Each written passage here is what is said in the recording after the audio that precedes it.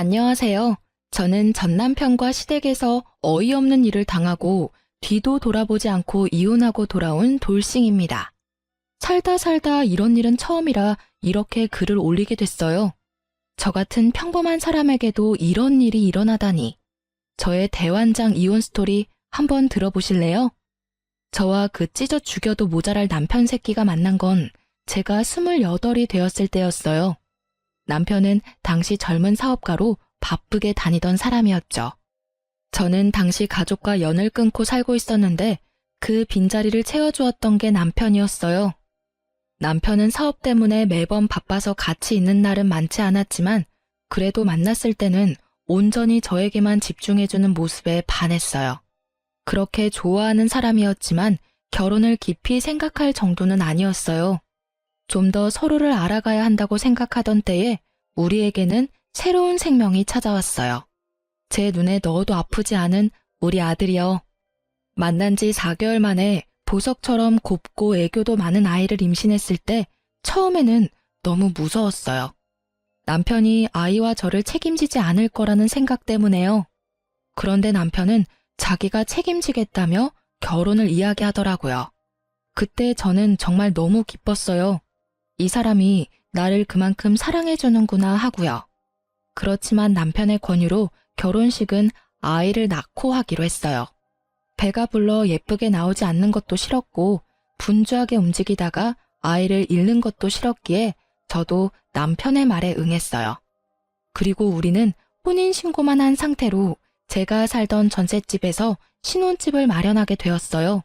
어차피 남편이 사업차 지방을 자주 내려가기 때문에 돈을 더 많이 벌면 더 큰 집을 마련하자고 했었고 그 전까지는 여기서 조금만 더 버티자고 했죠. 그리고 정말로 남편은 바쁘게 움직였어요. 주말에는 아예 집에 오지 못하고 출장을 가야 했고 평일에도 이틀, 길면 나흘 이렇게 잠만 자고 일하러 다시 가야 했어요. 그때 제 곁에 있어준 건 시모였어요. 처음에는 제가 아이를 덜컥 임신했을 때도 시모는 뒤도 돌아보지 말고 결혼하라며 힘들면 자기가 애를 같이 봐주겠다고까지 하더라고요. 그래서 너무 감사한 마음뿐이었어요. 시부는 살아계셨지만 제가 결혼하기 전부터 지병으로 병원에 내내 계셨다고 하더라고요. 그래서 저는 제가 일하는 병원이 가족 할인이 되니 이쪽으로 말하고 시부를 옮겨두었어요. 그렇게 행복한 신혼을 보낼 거라고 생각했는데 아이가 태어나니 상황이 완전히 바뀌어버리더군요. 시모의 행동이 완전히 바뀌었어요. 잘 봐주겠다던 사람은 어디 가고 없고 웬 꼬장꼬장한 할머니 한 분이 나타나셨죠. 집안 꼴이 이게 뭐냐, 냉장고 청소는 언제 하고 안 하는 거니, 이런 돼지우리 같은 집에서 애 키우는 거 미안하지도 않니. 정말 맹세코 그 정도로 엉망인 집은 아니었거든요. 저도 출산이 처음인데 어떻게 처음부터 모든 걸 잘하겠어요? 게다가 몸 상태도 여전히 안 좋은데 말이죠. 저 딴에는 치운다고 치웠지만 애 짐은 늘어나고 치울 여력은 사라지더라고요. 그래도 매일 청소기 밀고 걸레로 닦는 일은 게을리하지 않았어요. 그런데도 저런 식으로 이야기를 듣는 게 너무 짜증나더라고요. 근데 그건 차라리 나아요. 제일 문제는 시모 집이 저희 집 근처라 시도 때도 없이 말도 없이 벌컥벌컥 집에 들어온다는 거였어요. 그리고는 별로 할 일도 없으면서 집에 가시지도 않고 저희 집에 죽치고 앉아 계셨죠. 그리고 이상하게도 제가 나갈 때는 엄청 예민하게 구셔서 감시받고 있다는 생각이 들 정도였다니까요. 그래서 스트레스를 왕창 받고 있는 와중에 남편이 집에 오자 제가 먼저 제안을 했어요. 오빠, 우리 집 이사할까? 지방에 자주 가니까 지방에 자리 잡자. 난 멀리 가는 거 완전 괜찮아. 솔직히 과부 생활하는 거 너무 싫어. 우리 신혼이잖아. 뭐? 갑자기 무슨 이사야. 내가 말했잖아. 우리 사업하는데 빚이 많아서 조금만 더 참자고. 그럼 난 언제까지 이렇게 살아야 하는데? 일단 지금은 그렇게 바쁘지 않으니까 당분간은 여기서 지낼 수 있을 거야. 주말은 여전히 바쁘지만 평일은 집에 무조건 돌아올게. 정말? 저는 듣던 중 반가운 소리로 기뻐서 활짝 웃었어요. 이제야 저도 부부답게 지내보겠다 싶었는데 그날 저녁에 그 일이 터졌죠. 갑자기 걸려온 오래된 친구의 전화였어요. 웬일이야? 요새 소개팅으로 많이 바쁘다면서? 야, 지금 그게 중요한 게 아니야. 너 지금 남편 어딨어? 응? 오늘 친구 만나러 나간다고 나갔는데 갑자기 왜? 나 지금 데이트 어플로 남자 만나러 나왔는데 네 남편 같은 사람이 여기 있어. 서로 보정을 너무 많이 했는지 사진으로는 네 남편인지 몰랐는데 지금 실물로 보니까 네 남편이랑 똑같잖아.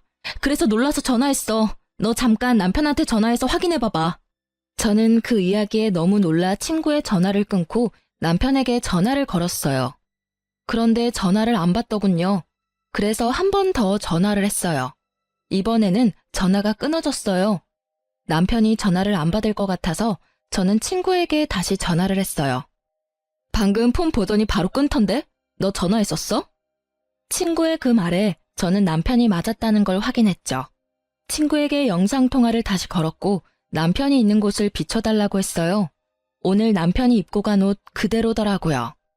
저는 배신감과 수치스러움으로 화가 나 미치겠더라고요. 남편을 기다리는 내내 한 살도 채 되지 않은 아기가 있는 유부남이 데이트 어플을 사용해야 할 이유에 대해 생각해봤지만 떠오르는 건 아무것도 없었어요. 그리고 그날 허탕 크게 치고 온 남편이 돌아왔을 때 남편에게 따졌어요. 오빠, 데이트 어플로 여자 만나고 다녀? 뭐? 무슨 소리야. 너랑 애가 있는데 내가 왜 그런 거래? 그리고 그럴 시간도 없어. 오늘 친구 만나러 간다고 했잖아. 너 설마 나 의심해? 남편은 당황한 표정으로 우선 발뺌부터 하더군요. 눈 하나 깜짝하지도 않는 그 모습에 저는 필사적으로 눌렀던 화가 치밀어 오르는 걸 느꼈어요. 의심이 아니라 확신인데? 오늘 데이트 어플 상대가 펑크냈지? 그럴 수밖에 없지. 오빠 오늘 만나려고 했던 여자가 내 친구거든? 그 전화 받았을 때 내 기분이 어땠는지 모르지?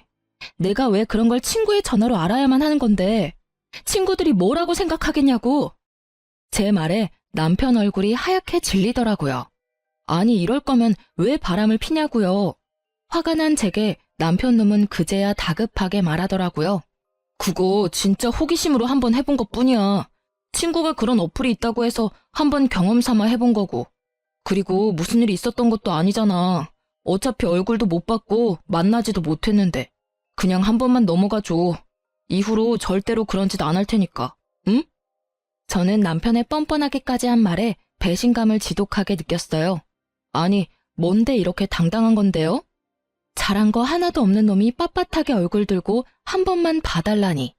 이게 지금 저한테 할 소린가요? 미안하다가 아니라 한 번만 봐달라는 소리가 먼저 나오는 남편을 보며 저는 한숨을 푹 쉬었어요. 한 번만 봐줘? 이렇게 살 거면 그냥 헤어지는 게 낫겠어. 이게 뭐야? 남편이라는 작자는 집에 들어오지도 않고 시어머니라는 사람은 시도 때도 없이 집에 말도 없이 찾아오지를 않나. 게다가 아직 어린 애기 두고 여자 물색하는 남자를 도대체 어떻게 믿으라는 건데? 그리고 최소한 나한테 미안하다 한마디는 해야 하는 거 아니냐고. 봐달라고 말하기 전에. 미안해. 진짜로 미안하다니까. 두 번 다시 그런 일 안 할 테니까 이만 마음 풀어. 당신이 원하는 거 다 해줄게. 나도 일부러 그런 거 아니라니깐. 이번이 처음 아니지? 다른 데로 말해봐. 몇 명이나 이 어플로 만났냐고. 맹세코 이번이 처음이라니까. 몇 번을 이야기하게 만들어. 정말로 미안해. 그러니까 이번만 좀 봐줘. 뭐 할까? 어플도 지울게. 자, 됐어? 그럼 각 썼어. 두 번 다시 이런 일 안 하기로 하고 다시 이런 일이 생길 경우에는 이혼하고 위자료 지급하고 친권, 양육권 다 나한테 넘긴다고 써. 제가 알기로 각서라는 건 법적 효력이 없어요. 그럼에도 각서를 쓰게 한 건 남편에게 보여준 제 각오였어요. 다시 바람을 피려 하거나 바람을 필 때 이대로 내가 하겠다는 각오였죠. 남편은 아주 흔쾌히 각서를 쓰더라고요. 그렇지만 그 각서를 보면서도 우울하고 열받는 불같은 제 마음은 전혀 좋아지지 않았어요. 그런 제 모습을 보던 남편은 며칠 동안 저녁마다 집안일을 도와주며 저를 달래려 애쓰더군요. 저는 큰맘 먹고 용서해주기로 했어요. 여자를 만나려 했지만 못 만났다는 점이 크게 작용했던 거죠. 게다가 남편이 집에 있으니 시모가 집에 오지 않더라고요. 그렇게 저는 아주 잠시 편안함을 느낄 수 있었어요. 시모가 오지 않고 남편이 집안일을 해주고 있었으니 딱 오늘만 같았으면 하는 마음이 들었거든요. 그렇지만 그것도 오래 가지는 못했어요. 한 달도 채우지 못하고 남편은 일이 다시 바빠지는 바람에 다시 지방을 오가는 생활을 하게 됐거든요. 그렇게 남편이 다시 사라지자 시모의 습격이 시작되었어요. 무슨 생각인 건지 시모는 남편이 있을 때는 절대로 집에 오지 않더군요. 그런데 남편이 오지 않을 때는 귀신같이 알고 집에 와서는 저를 괴롭혔어요. 집안일 못한다고 지적하던 시모는 아이가 커갈수록 아이에 대한 지적을 하더라고요. 아이가 못생겼다느니, 너를 닮은 게 실수였다느니. 듣기에도 진짜 머리가 아플 만큼 아이에 대한 악담을 하더군요. 처음에는 그냥 농담으로 넘기려고 했는데 매번 그런 이야기를 들으니 점점 더 농담으로 들리지 않더라고요. 자그마치 애가 태어나고 30개월을 그렇게 보냈죠. 그런 상황을 참다 못한 저는 인연을 끊고 지냈던 어머니에게 결혼 후 처음으로, 아니, 집을 나온 후 처음으로 전화를 걸었어요. 시모뿐만이 아니라 여전히 집에 잘 오지 못하는 남편 때문에도 엄청 힘들었거든요. 엄마, 나야. 너 지금 어디야? 어떻게 한 번도 연락을 안 해? 이 모진 것. 잘 살고는 있는 거야? 밥은 잘 먹고 다니고? 엄마, 너무 걱정했어. 나 결혼해서 애까지 있어. 엄마한테 전화하고 싶었는데 혼전 임신이라 엄마하고 틀어질까봐 걱정돼서 연락도 못했어. 뭐? 애가 있어? 결혼까지 했다고? 너 결혼식 할 때는 어떻겠어? 부모도 없이 혼자 들어갔어? 아니, 결혼식은 아직 안 했어. 배가 불러와서 결혼식은 나중에 하기로 했거든. 아, 정신이 하나도 없어. 오랜만에 전화했나 싶었는데 이런 일까지 듣게 되고. 그래, 애는 몇 살이야? 이제 30개월이야. 아들인데 귀엽고 애교도 많아. 듣기만 해도 좋네. 내일이라도 집에 와. 반찬 해놓을 테니까 반찬 가지고 가고. 애 얼굴도 한번 보자. 연락 안 되는 동안 손주가 생겼다니 신기하기도 하고 놀랍기도 하고. 그렇게 전화를 끊고 다음날 꼭두 새벽부터 저희 친정을 찾아갔어요. 몇 년을 오지 않았음에도 제 방은 그대로더군요. 주말이라 아버지도 집에 있더라고요. 오랜만에 보는 아버지는 많이 늙었더라고요. 이놈아, 이렇게 힘들게 살 거면 그냥 집에 있지 그랬어. 우리 몰래 애까지 낳고. 그렇게 아버지와 마음을 터놓게 된 우리 가족은 그간 밀린 이야기를 했어요. 그리고 가장 중요한 남편에 대한 이야기도 했죠. 그런데 남편에 대한 신상을 들을 때마다 아버지 표정이 영 좋지 않더라고요. 근데 네 신랑이라는 사람 사진이 있냐? 아빠 얼굴 좀 보여줘봐. 어떻게 생겼는지 얼굴 좀 보자. 저는 아무 생각 없이 폰 사진을 몇 개 보여줬어요. 아무리 생각해도 닮았는데. 뭘 닮아? 아, 애기랑은 많이 닮았지, 아빤데. 아니, 애 말고 우리 회사 직원 말이야. 나이도 이름도 똑같은데 사업한다고? 아무리 봐도 우리 부서 직원이랑 똑같단 말이지. 아니겠지. 잘못 본 거 아니야? 남편 사업하느라 매번 바쁘다는데. 게다가 지방을 자주 다녀서 집에도 많이 못 오고. 저는 별거 아니라는 생각에 그렇게 말했는데 아버지는 생각보다 심각하더라고요. 근데 너무 이상하잖아. 이름이랑 나이도 똑같고 얼굴도 똑같은 사람이야. 근데 그 직원은 결혼했다고 한 적 없거든. 아빠가 너무 의아해서 그러지. 아버지의 그 말에 저는 당황스러웠어요. 아버지가 거짓말을 할 이유도 없고 거짓말을 할 사람도 아니었으니까요. 게다가 이름에다 나이, 얼굴까지 똑같은 사람이 이 세상에 몇 명이나 되겠어요? 저는 걱정이 되기 시작했어요. 만약 제 남편이 아버지가 아는 사람이 맞다면 그는 제게 직업도 속이고 싱글인 척 돌아다닌다는 것이잖아요. 남편이 데이트 어플을 사용했던 전적이 있었기에 저도 마음 편히 있을 수는 없었어요. 그래서 엄마에게 반찬을 받아 집에 돌아오면서 곰곰이 생각했어요. 저는 친구에게 주변에 돈 필요한 사람 있으면 소개시켜달라고 했어요. 아는 사람에게 부탁하려니 너무 부끄러웠거든요. 소개받은 사람에게 돈을 주고 남편의 사진을 보여주며 이 사람을 미행해달라고 했어요. 어딜 가는지 뭘 하는지도 알아봐 달라고 했죠. 저는 남편 출근 시간에 맞춰 그 사람을 불렀어요. 그리고 시간마다 사진이 메시지로 제게 도착했어요. 남편은 저희 집에서 나와 정말로 아버지의 직장으로 가더군요. 아버지가 다니는 회사 이름을 보고 있으니 손발이 벌벌 떨리더라고요. 진짜로 아버지 말대로 사업가가 아닌 직장인이었던 남편이 왜 저를 속였는지 그 속내가 궁금해졌어요. 이 사진만으로도 분노할 만한데 그 뒤의 사진은 아주 가관도 아니었어요. 제가 모르는 어떤 아파트로 들어가는데 거긴 지금 제가 사는 집 근처였거든요. 남편 놈이 그 아파트에 들어가는 사진까지 보고 난 뒤 제가 직접 알아보기로 했어요. 아이를 친정엄마에게 맡겨놓고 새벽부터 그 아파트로 가서 남편의 차 번호를 찾았죠. 그리고 근처에서 몰래 기다렸어요. 그날은 주말이었는데 차를 타러 나오는 남편이 보이더라고요.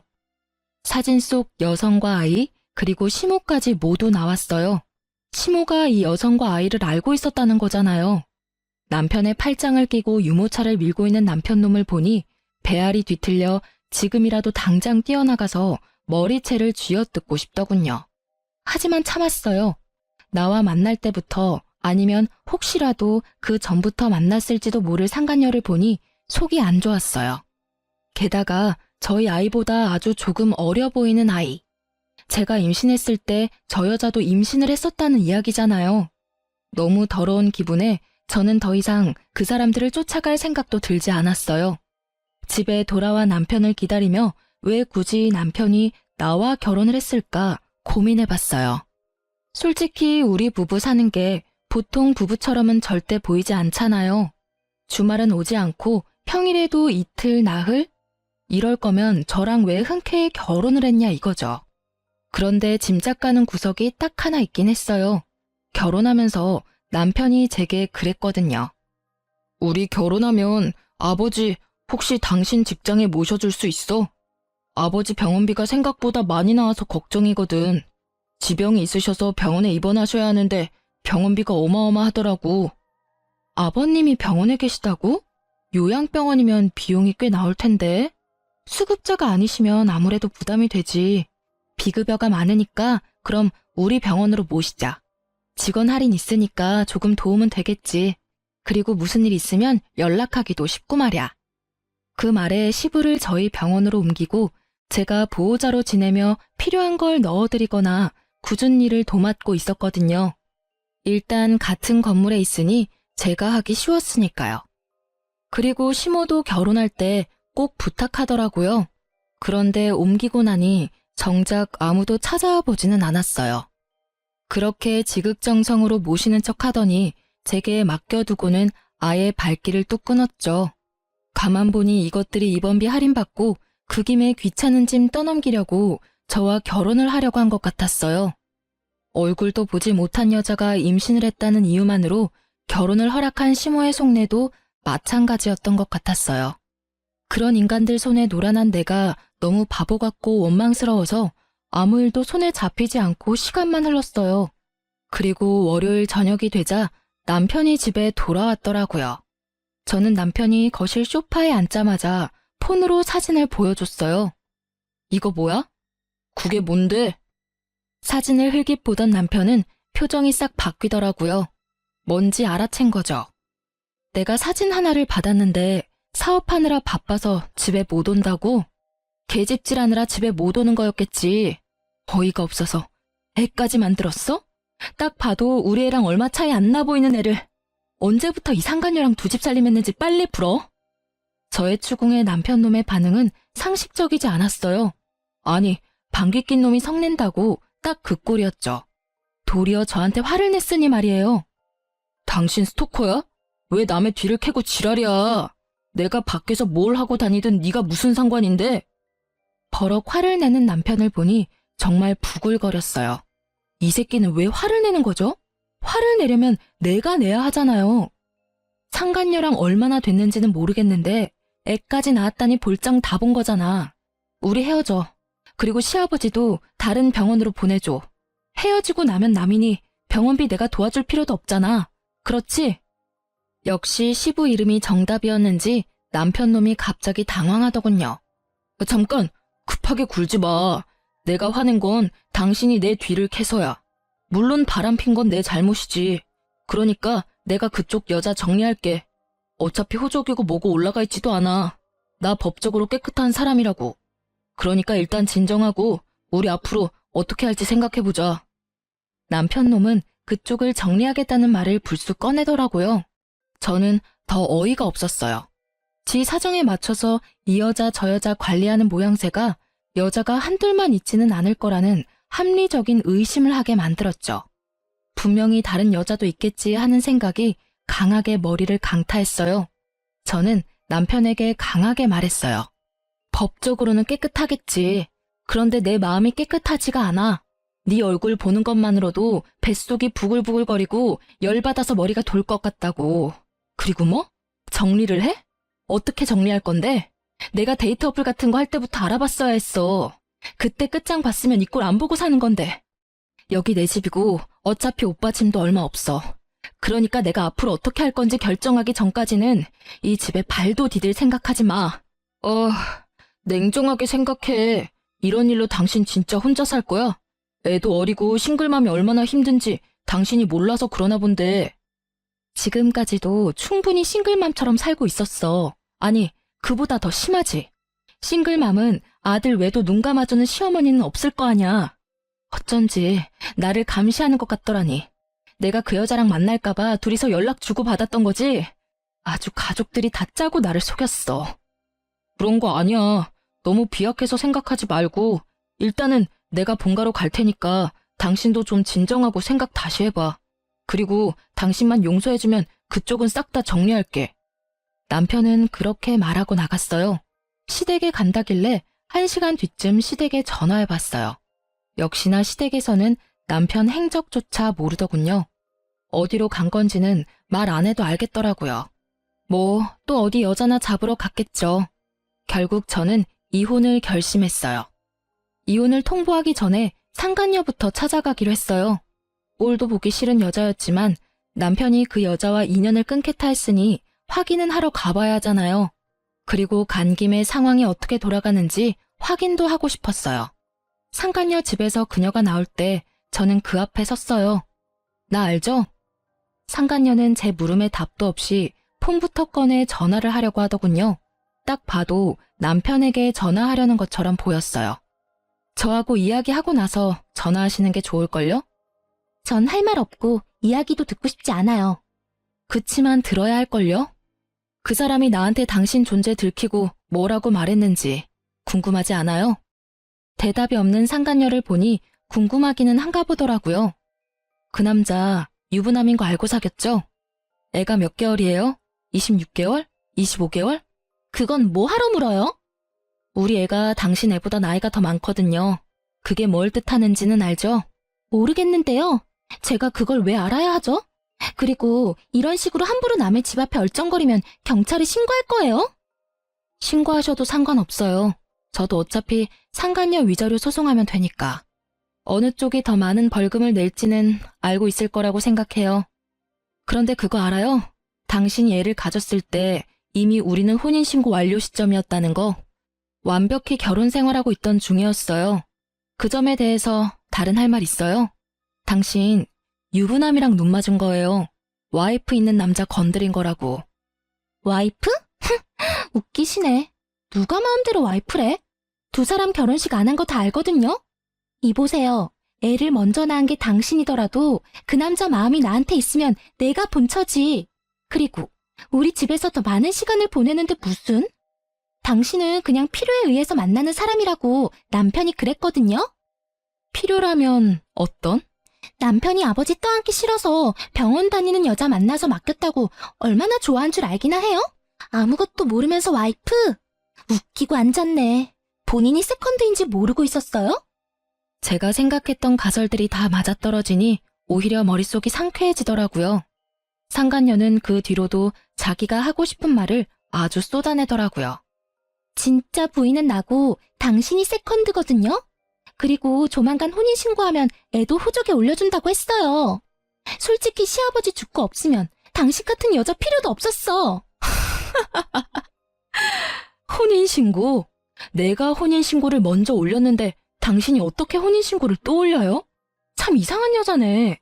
이미 법적으로 유부남인 남자를 어떻게 혼인신고하는지 당신이 좀 알려줄래요? 제 말에 상간녀의 아주 당당하기만 하던 얼굴이 갑자기 동그랗게 놀란 얼굴이 되더라고요. 정말로 몰랐나 봐요. 남편 놈이 저와 혼인신고가 되어 있다는 걸. 그게 무슨 소리야? 혼인신고가 되어 있다고? 어떻게 그게 가능하냐고? 남편은 나한테 혼인신고 안 했다던데? 애 가져서 결혼하는데 결혼식도 못했어요. 그러면 당연히 혼인신고라도 해야 하는 거 아니에요? 그 새끼가 이 여자 저 여자 만나고 다니느라 바빠서 깜빡했나 본데 결혼 준비할 때 이미 남편 신분증과 도장 가지고 동사무소 가서 신고했죠. 아무 생각 없이 그냥 두던데요. 설마 이제까지 자기가 혼인신고 되어 있었던 것도 몰랐대요? 그걸 왜 혼자서 혼인신고를 해요? 그럼 결혼하자고 하는 사람이랑 혼인신고를 하지 누구랑 혼인신고를 해요? 그리고 애 낳으면 호적에 올려야 하잖아요. 그러니 혼인신고했죠. 제가 잘못한 거예요? 아니, 그리고 둘이서 사랑한다면서요. 그러면 애가 태어나면 호적부터 올려주겠다고 했겠죠. 대체 뭘 기다린 거예요? 저는 이 상황에 웃음이 났어요. 그놈도 자기가 법적으로 본인이 유부남인 거 모르고 있나 보더라고요. 저는 상간녀에게 웃으며 말했어요. 그 자식은 법적인 유부남이었고 당신은 유부남이랑 붙어먹은 불륜녀고요. 그리고 내가 남편한테 어제 헤어지자 했더니 나한테는 당신 쪽을 정리하겠다고 하더군요. 생각한 것보다 엄청 사랑한 건 아니었나 보네요. 아참, 좋은 거 하나 알려드릴까요? 저는 상간녀에게 여자가 나뿐만이 아니라는 걸 알려주고 싶은 마음이 들었어요. 제가 받은 배신과 상실감을 이 여자도 받길 원했거든요. 그리고 이 여자가 빨리 깨닫고 남편 놈을 버려주길 바라는 마음도 더 컸고요. 그 남자 폰 자세히 살펴봐요. 데이트 어플 있을 거예요. 우리 애 태어난 지 얼마 안 됐을 때 여자 만나려고 그 데이트 어플로 여자 찾은 게 그 남자예요. 각서 날짜가 당신이 임신 중일 때죠? 그때도 다른 여자 만나고 다닌 거예요. 이쯤 되면 그 남자가 얼마나 인간 쓰레기인지 잘 알겠죠? 상간녀의 얼굴이 하얗게 질리더군요. 그러나 그렇게 쉽게 믿고 싶지는 않았나 봐요. 그래서 저는 명확한 증거를 보여주기로 했어요. 저는 남편이 데이트 어플을 사용했을 때 작성한 각서를 상간녀에게 폰으로 보여줬어요. 날짜까지 적힌 각서는 제 아이가 태어난 지 얼마 안 돼서 작성된 거니까 적어도 이 각서를 썼을 때는 그녀가 임신 중이었거나 아이가 신생아였을 것 같았거든요. 그 데이트 어플 상대방이 제 친구여서 제가 착각할 리 없거든요. 친구한테 목록 보내달라고 하면 보내주겠죠. 그거라도 받아서 보여줘요? 아, 그리고 혹시 주말에 잠깐 저희 집 간다고 나간 적 없어요? 근데 그놈은 저희 집에 주말에 온 적이 없어요. 매번 평일에만 저희 집 왔거든요. 그럼 이 집에 오지 않은 주말에는 어디에 갔을까요? 그 이야기를 듣자마자 상간녀의 얼굴이 확 일그러지더라고요. 그 얼굴을 보니 얄궂게도 제 마음이 조금 시원해지더라고요. 결국 상간녀는 제 말이 끝나자마자 폰을 들고 남편 놈에게 전화를 하더라고요. 야, 이 나쁜 놈아. 너 혼인신고까지 했으면서 뭐? 우리 애를 호적에 올려줘? 너 어디부터 어디까지가 거짓말이야? 우리 사이 이제 끝이야. 저는 그 모습을 보고 웃으며 집으로 갔어요. 이 정도로 불을 지펴놨으니 두 사람은 알아서 타오르다 꺼질 테죠. 집에 돌아오는 내내 남편 놈이 전화를 하더라고요. 싹 다 무시했어요. 이제 저는 그놈한테 들을 말도 할 말도 없거든요. 그런데 그놈은 그렇지 않았나 봐요. 집에 돌아가 짐을 싸고 있는데 남편 놈이 집으로 들어오더라고요. 저는 신경도 쓰지 않고 짐을 마저 챙겼어요. 남편이 제 몸을 휙 돌려 세우더라고요. 얼굴을 보니 화가 잔뜩 난 것이 제가 딱 바라던 얼굴이었어요. 바빠. 별일 아니면 나중에 전화로 해. 그게 남편한테 할 말이야? 당신이 하던 대로 했는데 뭐 문제라도 있어? 매번 바쁘다고 나중에 전화하던 사람은 당신이잖아. 아, 지금 그 말 하자는 게 아니잖아. 너 혼인신고는 언제 했어? 아니 왜 맘대로 혼인신고를 해? 그것부터 묻는 걸 보니 상간녀가 화낸 것보다도 자기가 총각이 아니라 유부남이라는 사실이 참으로 화가 났나 보더라고요. 저는 너무 웃겼지만 꾹 참고 말했죠. 아, 그것 때문에 왔어? 그럼 결혼식도 안 하고 애 낳고 사는데 혼인신고라는 확신도 없으면 나중에 내가 뭐가 되는데? 그리고 결혼하자는 말은 혼인신고 하자는 말이랑 똑같은 거 아니야? 그게 아니면 다른 생각이라도 했어? 평생을 총각으로 있고 싶었나 본데 난 그런 거 정확히 아는 타입이야. 결혼 준비하면서 당연히 혼인신고도 한 거지. 질문이 근데 너무하네. 왜? 유부남이면 안 되는 이유라도 있어? 애가 이쪽 집 저쪽 집 합쳐서 둘이나 되면서? 아, 그런 문제가 아니라고. 그럼 그 여자는 왜 찾아갔어? 나랑 해결하면 될 문제잖아. 너 스토커야? 왜 엄한 사람한테 가서 화풀이 했냐고. 나하고 싸우고 해결하면 될 일을 내가 그 여자랑 헤어져 준다고 했잖아. 내가 뭘 하든 신경 안 썼잖아. 그러니까 이번에도 신경 쓰지 마. 내가 무슨 짓을 해도 더 이상 신경 쓰지 말라고. 이혼하고 집 뺄 거거든? 그러니까 그 여자랑 잘 살아. 왜 나 때문에 그 여자랑 헤어져? 그러지 마. 그냥 둘이서 늙어 죽을 때까지 시부 시모 모시고 잘 살면 되잖아. 더 이상 간섭 안 할 테니까. 아 참, 대신에 위자료는 무조건 받을 거고 아이 양육권 친권도 무조건 가져올 거니까 양육비 줄 걱정이나 하고 있어. 양육비?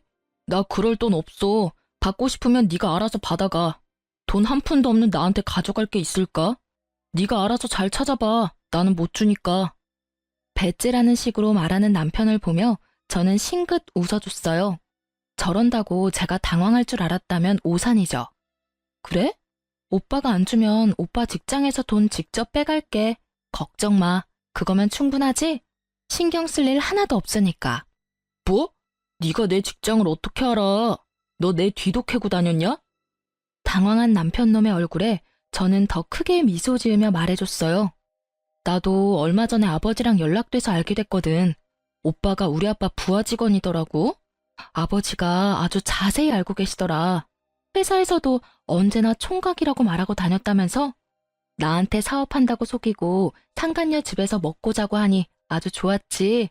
이렇게 들키게 될 줄 몰랐지? 설마 장인어른이 직장 상사일 줄이야. 그치? 제 말에 사색이 된 남편 새끼의 얼굴이 아주 가관이었어요.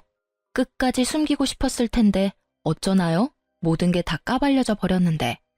그게 사실이야? 진짜 우리 부장님이 당신 아버지라고? 거짓말이지. 나한테 물어보지 말고 아버지한테 직접 물어봐. 어차피 내가 하는 말 믿지도 않을 거잖아. 대신 아버지한테 물어봤을 때 무슨 일 당할지는 나도 장담은 못해. 아버지가 그렇게 보여도 딸 사랑이 지극하신 분이라.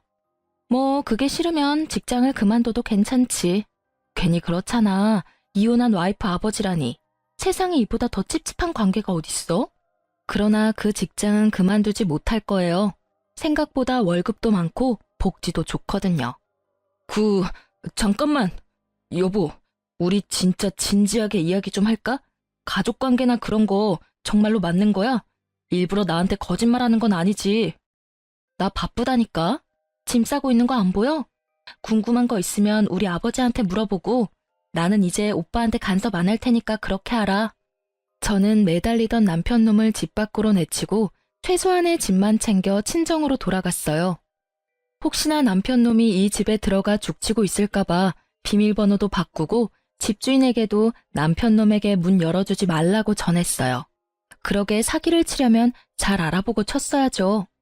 그렇게 이혼은 아주 속전속결로 이뤄졌어요. 워낙에 남편놈에게 유책 사유가 많고 확실하기도 했어서 저에게 굉장히 유리하게 이혼이 되긴 했어요. 그렇지만 이미 배신당하고 상처받은 제 마음과 태어난 후로 아버지에게 사랑받지 못했던 아들의 마음은 절대로 제게 유리하지 않은 일이었어요. 이혼이 완료되고 가장 먼저 한 일은 제가 일하는 병원에 입원한 시부의 할인을 끊는 일이었어요. 그리고 다음 달 병원비가 평소의 배로 나오자 시모가 연락이 왔더군요. 병원으로 전화하면 될 일을 제 개인 폰으로 연락을 했어요. 야, 너 병원비에 무슨 짓 했지? 왜 병원비가 갑자기 이렇게 많이 나와? 80만 원 나오던 병원비가 왜 갑자기 160만 원이나 나와? 아, 보호자분, 그건 당연한 일이죠. 원래 병원비가 160인데 가족 할인 받아서 120만 원이었고 그중에 40만 원을 제가 선지급금으로 내드리고 있었거든요. 그래서 보호자분이 낼 돈은 80만 원밖에 안 됐던 거예요. 그런데 제가 이혼을 했잖아요. 보호자분 아드님의 유책 사유로 인해서. 그래서 할인이 사라지고 제가 내던 돈도 안 내게 돼서 160만 원 전체를 내셔야 하는 거예요. 저번 달, 저저번 달 입원비 내역서 보세요.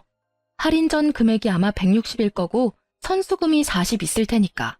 아니, 그렇다고 이렇게 갑자기 할인을 끊으면 어떡해? 미리 이야기라도 해줬어야지. 그리고 그래, 그 사람은 당신 딸 할아버지거든. 충분히 혈연이 있으니까 할인도 가능하지. 아, 할인은 직원의 직계 좀비속과 배우자 직계 좀비속 뿐이에요. 저는 이제 배우자가 사라졌으니 할인이 안 되는 거고요. 이혼한 거 병원에서 다 알아서 어차피 할인 안 되거든요. 그거 다 알고 아드님이랑 저 결혼시킨 거 아니었어요? 그럼 이혼하면 본래대로 돌아갈 것도 잘 아셨어야죠. 제 말에 시모가 순간 말을 잊지 못하더라고요. 오래전의 이야기라 잊어버렸던 것 같더라고요. 그러게 왜 사람을 괴롭혔는지, 왜 아들의 외도를 돕고 있었는지, 이제와 후회한들 저는 번복할 생각이 전혀 없으니까요. 아니, 그런 걸로 결혼시킨 거 아니야. 그리고 예정이 있는데 그 정을 봐서라도 좀. 정 같은 거 없고요. 솔직히 지금까지 매달 50만 원씩 더 내준 것도 다 받아내고 싶은 심정이거든요. 어차피 그것까지 위자료로 싹 다 받아먹을 거지만, 그리고 병원이 비싸면 본인이 직접 간병하시면 되잖아요. 결국 시모는 할 말이 없으니 욕만 하다 전화를 끊더군요. 그리고 그 뒤에는 남편 놈이 시모와 같이 왔어요. 교대로 참 웃기지도 않았어요. 여보, 진짜로 다시 생각해봐. 당신 속인 거 내가 다 잘못했고 그 여자랑은 이미 관계 정리했어. 나는 이혼도 안 할 거고 아버지 퇴원도 못 시켜. 아직 집 정리 안 된 것 같던데 이러지 말고 우리 다시 같이 살자. 이번에는 꼬박꼬박 집에도 잘 들어오고 당신이랑 아들한테 충실할게. 정말이야. 그 꼴을 보니 얼마 전 들었던 소문이 진짜였던 것 같더라고요. 상간녀가 자기 말고 딴 여자 또 만나는 거 발견해서 자기 집에서 나가라고 내쫓았다 하더라고요. 혼인신고 해주겠단 말만 철석같이 믿고 있던 상간녀가 이미 유부남이었던 남편이 또다시 다른 여자 만나는 걸 용서해줄 리가 없죠. 집이 없어 시댁에 들어가 시모와 함께 살던 남편놈은 급하니 이번에는 제게 와서 빌붙으려 하더라고요. 똥줄이 타는 건 시모도 마찬가지였나 봐요. 그래, 얘야, 나도 다 잘못했어. 이때까지 너한테 그런 거 정말로 미안하게 생각해. 이제까지 내가 그랬던 건 다 너를 위해서였어. 남편 바람피는 걸 들키면 네가 얼마나 힘들었겠니? 그래서 내가 너를 못 나가게 한 것뿐이야. 정말로 나쁜 의도로 그런 거 하나도 없어. 제가 걱정돼서 남편 불륜을 눈감아줬다는 정신 나간 시모의 말을 들으니 이 사람들 제정신이 맞나 싶더라고요. 여태껏 그 여자랑 즐겁게 하하호호 잘 지내놓고는 이제 와서 자기들 아쉬우니 바로 획 돌아서는 거 봐요. 다 뽀록난 주제에 말은 얼마나 청산유수인지. 죄송해요. 저는 두 분을 용서할 마음이 눈꼽만큼도 없어요. 특히 어머니, 제가 상간녀와 마주칠까봐 매일 수시로 집에 감시하러 오느라 고생하셨어요. 그러니 앞으로는 그 열정을 남편분에게 쏟아서 열심히 간병하시면 될 것 같아요. 시모에게 그렇게 말해주고 저는 남편을 보며 말했어요. 그리고 오빠도 헛소리는 그만하고 직장이나 잘 다녀. 그래야 아버지 편으로 매달 양육비 잘 받을 거 아냐. 그러니까 여보, 나 지금 진짜 힘든 상황이라고. 정말 미안한 마음 가득하거든? 그러니까 한 번만 용서해줘, 응? 너 이렇게 독한 여자 아니잖아. 그러니까 참 대단하지. 이렇게 어리바리한 여자를 이렇게 독하게 만드는 당신 가족들이 더 대단하지 않아? 그리고 나를 속이느라 바쁘게 움직였던 열정이 있으면 아버지도 간병 잘할 수 있을 거야. 제 말에 뭐라 말 못하던 남편은 궁시렁거리며 퇴원 수속을 받더군요. 독한 년. 결국 옆에 있던 시모는 참지 못하고 저에게 나지막히 내뱉더라고요. 그 말에 저도 답해줬어요. 제가 독한 년이면 두 분은 사기꾼이세요? 아들 바람피는 거 도와주는 시모에 총각 행세하려고 혼인신고도 안 하려던 남편에 사기꾼 기질이 그 집안 특징인가 보네요.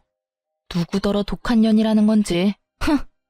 그렇게 남편은 시부를 시댁으로 모셔갔어요. 나중에 소문으로 들으니 시부 간병하던 시모가 결국은 몸이 크게 상하는 바람에 두 사람이 나란히 요양원에 들어갔다고 하더라고요. 그리고 남편 놈은 일 다니다가 결국 두 사람의 요양원 비용이 부담돼서 투잡 뛰고 있다고 아버지가 말해줬어요. 새벽에 배송일하면서 여전히 아버지 직장에서 일하고 있다니 불행 중 다행스런 일이었어요. 애 양육비는 그래도 받을 수 있을 테니까요. 그래서 아버지는 매달 전 남편에게 직접 양육비를 받아 제게 전해주고 있어요. 그리고 이렇게 바쁘니 이제는 여자 만날 시간도 없겠죠? 그렇게 좋아하는 여자 못 만나는 건 아쉽겠지만 인간이 되는 수행을 한다고 치면 좀 마음이 편해지지 않을까 싶네요. 본인은 그저 지금 고생만 한다고 생각하며 투덜대겠지만요. 이렇게 글을 쓰다 보니 솔직히 남편 탓만 할 건 아니라는 생각도 해요. 아니, 속인 놈은 무조건 잘못이지만 저도 어수룩하게 속아 넘어간 잘못이 있긴 하죠. 결혼은 언제나 신중해야 하고 순간의 감정에 선택을 맡기면 안 된다는 걸 깨닫게 된 쓰라리고도 좋은 교훈을 얻기도 했고요. 처음부터 수상한 점이 많은 사람이었으니 임신을 했더라도 신중히 생각했어야 했는데 그때 부모님과 연락을 하고 있었더라면 좀 더 좋은 조언을 얻지 않았을까 하는 생각도 해요. 남편 놈의 가족이 짜고 저를 속일 줄은 몰랐지만 그래도 막판에는 다들 알아서 망해줘서 속은 시원해요. 저는 부모님 밑에서 아들 키우며 즐겁게 살고 있어요. 한번 떨어졌던 가족이고 다시 만나 앙금도 풀었고 귀여운 애교쟁이 손주도 있으니 아버지는 항상 아이를 위한 장난감을 사거나 여행을 같이 가곤 해요. 일을 하면 어머니가 아이를 봐주시니 매달 죄송한 마음에 용돈도 드리지만 아이에게 따뜻한 가족을 경험시켜줄 수 있어서 차라리 천만다행으로 생각해요. 남의 불행을 나의 기쁨으로 삼지 말아야 하지만 나의 불행을 행복으로 삼던 놈이 불행해지니 솔직히 기쁜 게 사람 마음인가 봐요. 이 정도로 당했으니 이런 생각 조금쯤은 해도 괜찮을 거라고 생각해요. 그렇지 않으면 제가 너무 열받잖아요. 이렇게 이야기해보니 이혼당한 글이 사기당한 글 같기도 하고 참 여러모로 다른 사람에게 알리기 창피한 일이긴 하네요. 그래도 제가 글을 쓴 건 이런 어이없는 일이 누군가에게는 일어나고 있다는 걸 알려드리고 싶어서예요. 그리고 같이 욕이나 시원하게 해주시면 제 마음도 편할 것 같았거든요. 긴 글 읽어주신 것 너무 감사하고요. 오늘 하루 행복한 하루 보내세요.